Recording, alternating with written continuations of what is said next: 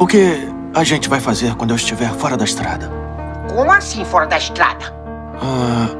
Então, eu não correrei para sempre. Cristiano Ronaldo! O que seria da Liga dos Campeões da Europa sem você, Cristiano Ronaldo? Vai ser difícil, né, cara? Vai ser difícil, mas tá chegando a hora. Tá chegando a hora da gente falar tchau para Cristiano Ronaldo. Eu acho que não vai ser fácil para ele falar tchau, se despedir. Vai ser muito complicado.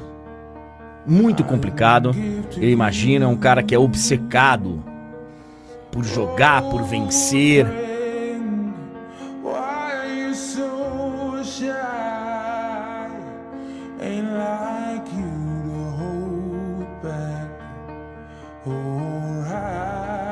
From the light.